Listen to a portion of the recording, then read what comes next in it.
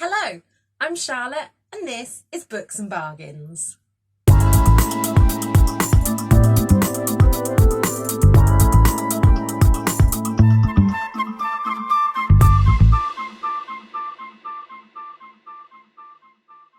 Before I dive into my March wrap up, I just wanted to give you all a little bit of an update. If you don't already know, I work in the frontline NHS and I've gone back to work about 4 weeks earlier than I'd planned to after my surgery because I'm needed, basically. This is with the support of my GP and the support of my manager, so don't worry about that. But it has just meant that I am either working on the ward or at home in my pyjamas, not really doing much. And for that reason, I haven't watched a lot of YouTube. I'll insert a clip here. I'm currently sleeping in my book room so that I don't pass on anything to my husband. And yeah, it's been kind of stressful. However, I wasn't going to film this video, but I have a bit of time this afternoon and I just wanted to update you on the books that I read in March. I don't know what happened to a lot of my vlog style clips that I usually do, so I'm just going to run through the books that I read and give you a bit of an update on them, and I hope you enjoy that. So in March I finished a total of 12 books and I'm just going to go through them in the order that I read them and let you know what I thought. So the first book that I finished in March was kindly sent to me as part of a blog tour, and this was Mark Brandy's The Rip. I devoured this in one day. It was quite an easy book to get through, even though the subject matter was quite heavy. I think I rated this a 3-star in the end, but it probably should be a 4-star. I really loved it, but I hated the ending. I felt that there was just so much that wasn't tied up, and endings mean so much to me that I couldn't give it more than a 4-star, but I think I was a bit harsh giving it a 3-star. The next book that I finished this month, and this feels really weird that this was still in March because the beginning of March I was spending a lot of time in Loughborough and my life just seems to have completely changed now. But anyway, that is The Other Misses by Mary Quebecer. I've never read a Mary Quebecer before and this was sent to me by HQ. I didn't like this book. I've rated it a 2-star, I think.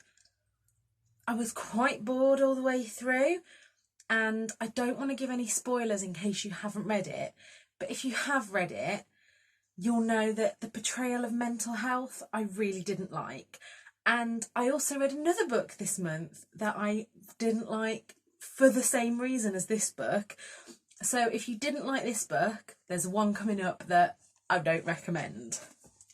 The next book that I devoured was Dorothy Coomson's The Ice Cream Girls. I bought this because I had another half-an-hour bus journey and I'd finished The Temple House Vanishing, which I read last month, and I was totally in love with this. I'd never read Dorothy Coomson before, but I'm starting to like books that are a bit like a soap opera. There doesn't have to be a lot going on, but I have to really get into the characters, and this was one of those books. And I've heard that there's going to be a sequel to this coming out this year, so I will be well down for that. I think I gave this one a 5-star. The next book I read was part of a read-along with Tandem Collective. This book, I think I gave a 3-star because it was so disappointing. It had all the ingredients to make it a fantastic book, but it just fell short. It had witchcraft, it had feminism, but there are big bits of it that just dragged, and I think I would have DNF'd this book if it hadn't have been for being part of the read-along. Someone that I follow on Instagram, Janet, put it best on her Goodreads, and she said that it's the gif of Tyra Banks saying we were all rooting for you, and that's exactly how I felt here. That just disappointed me, so I think I gave that a 3-star. The next 4 books that I read, I ordered and read off Amazon. These 4 little quick reads from the reading agency. Now, if you haven't read these before, and if you're not someone that's big on reading, I would highly recommend these to get you into books, and also to try out different authors. So the first one I read was Claire Mackintosh's The Donor and gave that a 5-star. I read that because I've loved everything that Claire Mackintosh has written, so I knew that I would love that. Then the next one was A Fresh Start, 10 gripping stories from 10 best-selling authors.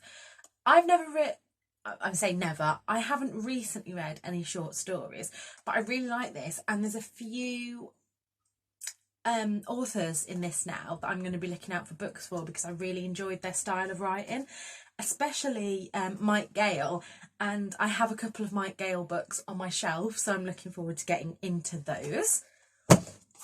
I then also read Millie Johnson's The Little Dreams of Lara Cliff, and again loved Millie Johnson's writing style, so I think I gave The Donor a 5-star and these two a 4-star. And then the only one that I was a little bit disappointed by was Notting Hill Carnival, A West Side Story by Candice Carty-Williams.